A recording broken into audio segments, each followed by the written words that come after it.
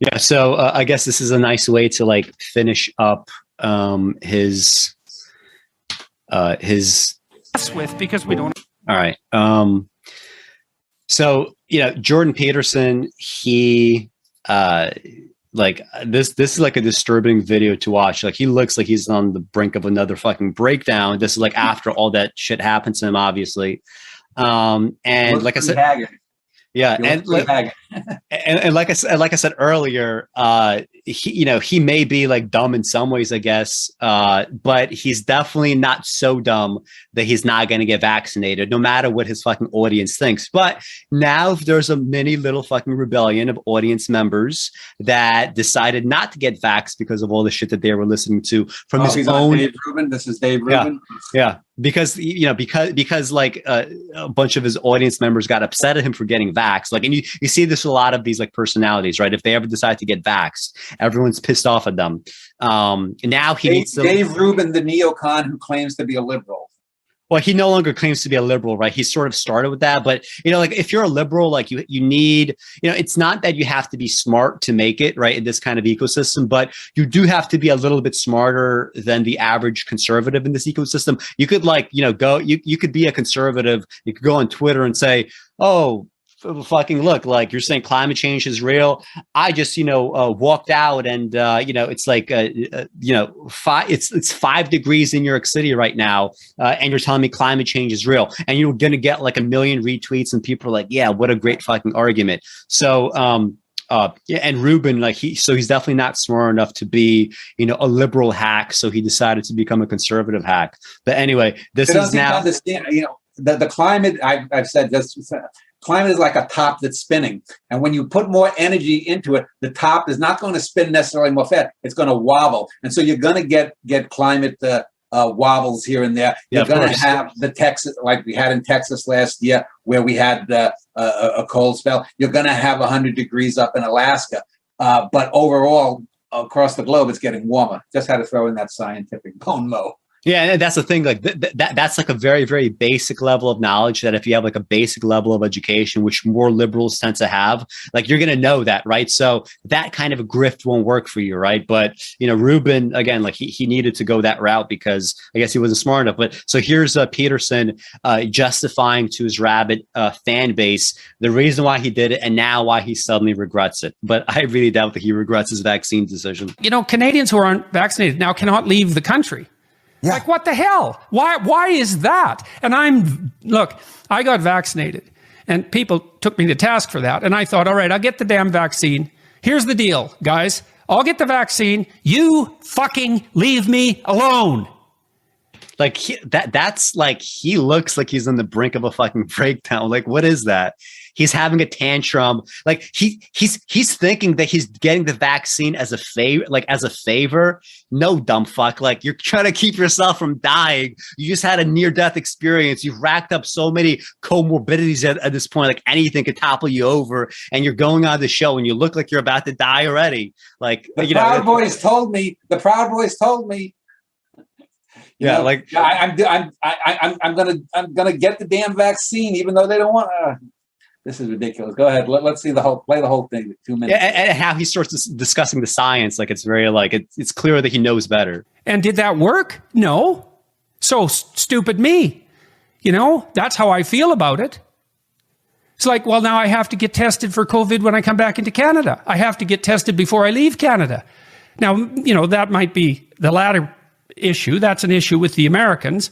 And so that's outside of the Canadian purview. But the restrictions to get back into Canada are even more stringent. It's like, well, why to get the vaccine then if you're not going to leave me alone? And I don't think the evidence that unvaccinated or that vaccinated people are less contagious, let's say, I don't think it's very compelling. Yeah. And that's the thing. Like this has become such a common talking point on the right that people that are vaccinated do not shed the virus at any lower rate than someone that is unvaccinated. Now, this may be true, but what they're missing is the most obvious point.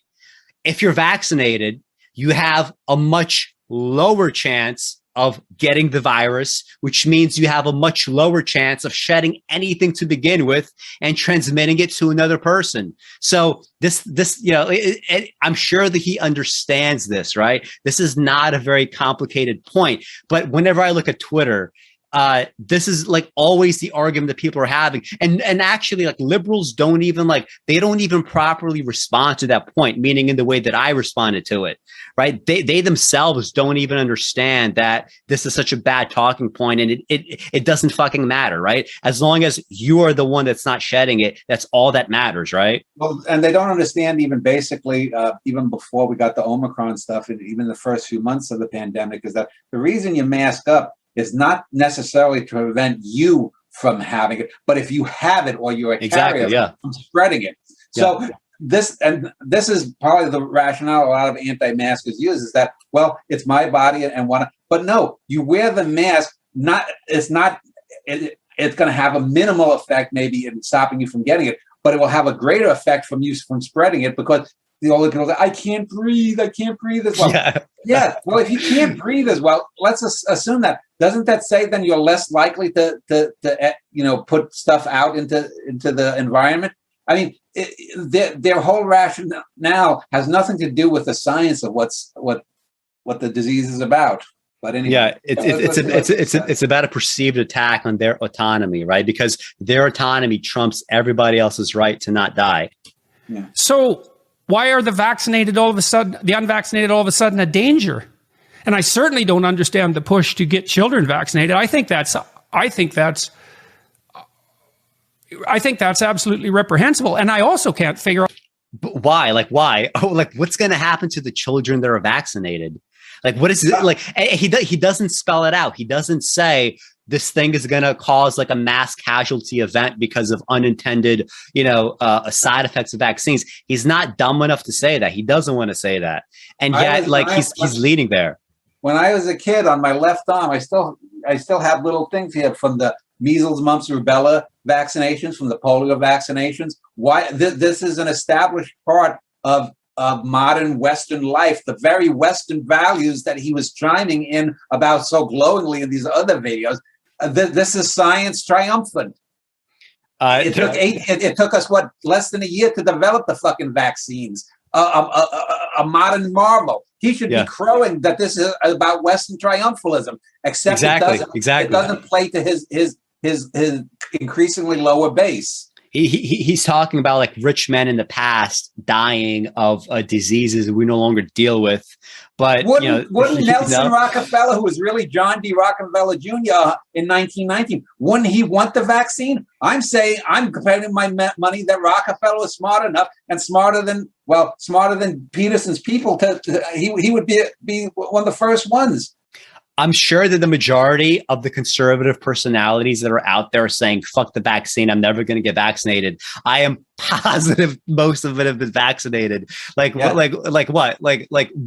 of these people really want to die? How many of these people truly believe that, a coronavirus is just the flu? I would wager not very many, right? That's another way that, money does really cushion you, right? It allows you to spread propaganda to people below you that are listening to you, taking your advice. You kill them off, and yet you're going to keep making your own money.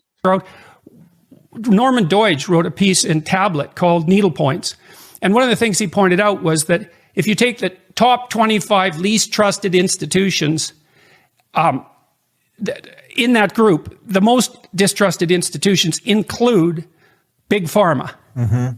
And for good reason. And he details out the lawsuits that Big Pharma has had to pay because of misbehavior on their part, broadly speaking, multiple companies over the last 20 years. And they're the biggest lawsuits in American history, which is really saying something, because your court system is set up so that big lawsuits are really possible. Right. And so let's punish them, right? Let's keep them from taking from the commons by increasing the fines, by increasing how much taxes they have to pay, right? But he's not going to be okay with that. On top of which, it seems like he's not even on board with the products of pharmaceuticals anymore. If there's a new vaccine that's necessary, he's going to say no. And so I see or take away their patents. Exactly.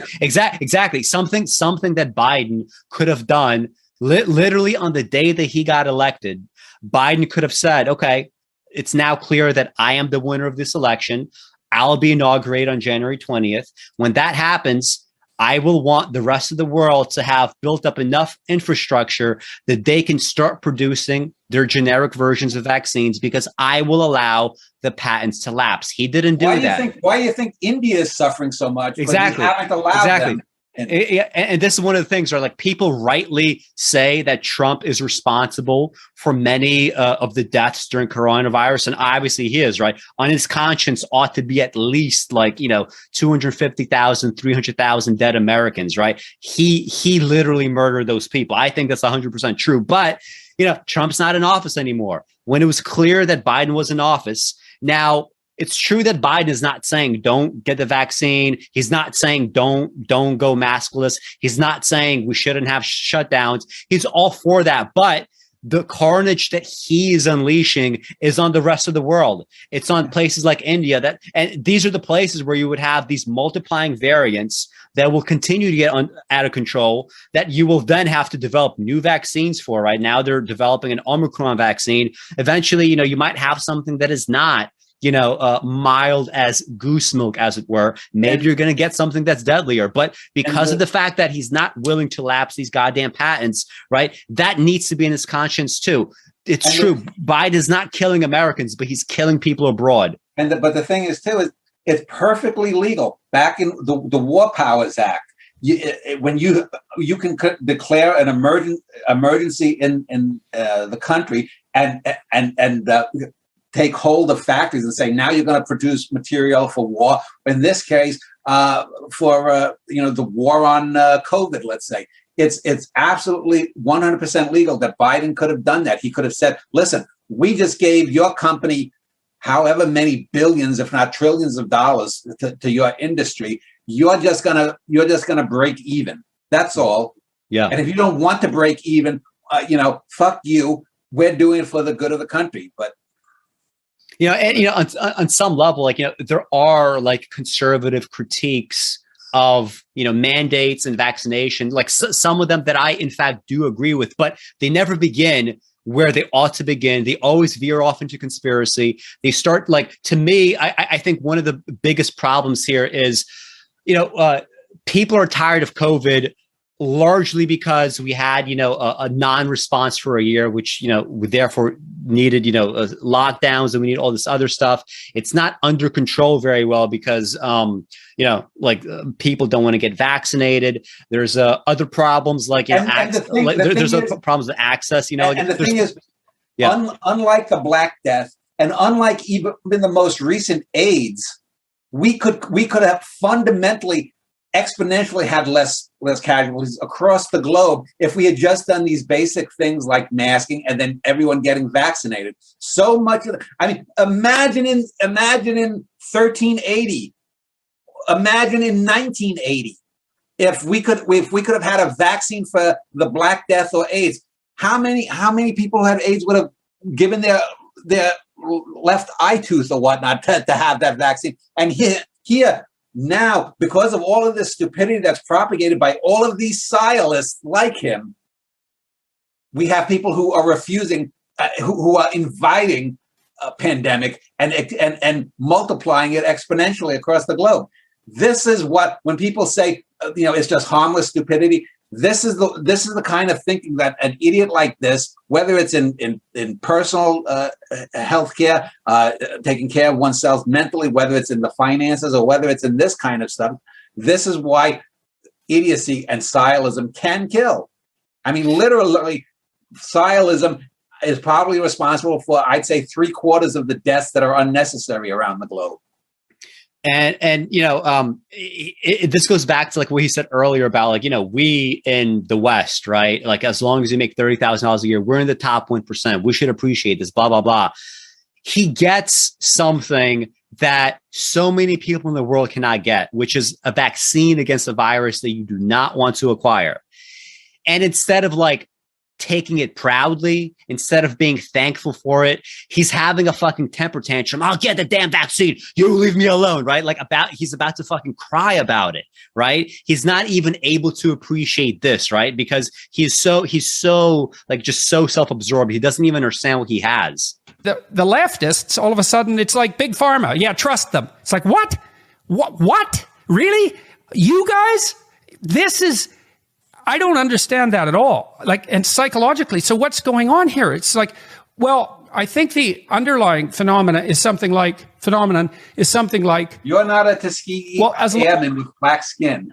You know, white people have never been subjected unless they were considered idiots and in institutions. They were never considered disposable. So his equation right there is silly. It's for health and safety. It's always good.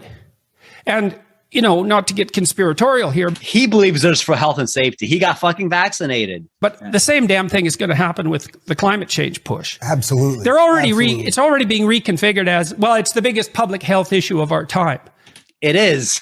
What is it? Like, why is this so controversial to say? Like, okay, so all these conservatives, they don't want to deal with refugees, right? So like you go to fucking Iraq, you destabilize the region, you get involved in Syria, you have millions of refugees as a result. Now you say, you know what? I know we created this mess, but we're not going to be responsible for it. We're only going to take in maybe 10,000, 20,000, whatever the number is. Now you in the West, you're creating these issues overwhelmingly. And after creating potentially billions of climate refugees, what are you going to say then? Are you going to say, sorry, we're not going to take you?